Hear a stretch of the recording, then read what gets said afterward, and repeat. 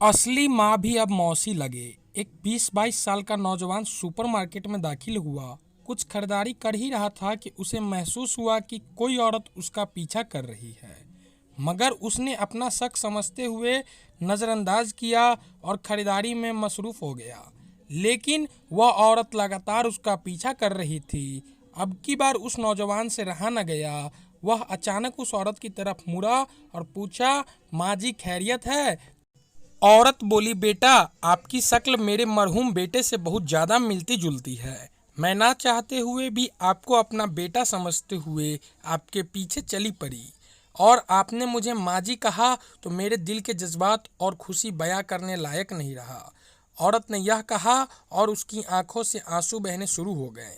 नौजवान कहता है, कोई बात नहीं माँ जी, आप मुझे अपना बेटा ही समझे। वह औरत बोली कि बेटा, क्या आप मुझे एक बार फिर माँ जी कहोगे? नौजवान ने ऊंची आवाज़ से कहा, जी माँ जी। पर उस औरत ने ऐसा बर्ताव किया जैसे उसने सुना ही ना हो। नौजवान ने फिर ऊंची आवाज़ से कहा, जी माँ जी। औरत ने सुना और नौजवान के दोनों हाथ पकड़कर चूमे, अपनी आंखों से लगाएं और रोते हुए वहां से रुखसत हो गई। नौजवान उस मंजर को देखकर अपने आप पर काबू नहीं कर सका और उसकी आंखों से आंसू बहने लगे। वह अपनी खरीदारी पूरी करे बगैर ही वापस चल दिया। काउंटर पर पहुंचा तो कैशियर ने 10,000 का बिल थमा दिया। नौजवान ने पूछा, 10,000 कैसे?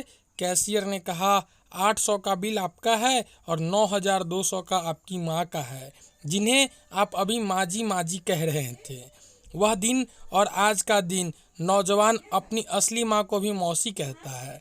दोस्तों, आशा करता हूँ कि आपको ये कहानी पसंद आई होगी और आपको इस कहानी से ज़रूर कुछ सीखने को मिली होगी। तो ऐसे ही हर रोज़ एक नया कहानी सुनने के लिए और हर रोज़ कुछ नया ज्ञान पाने के लिए हमारे चैनल को सब्सक्राइब कर दे। और आप उस औरत के बारे में क्या कहना चाहते हैं जिसने इस नौजवान को ठग लिया, तो हमें कमेंट में ज़रूर बताएं।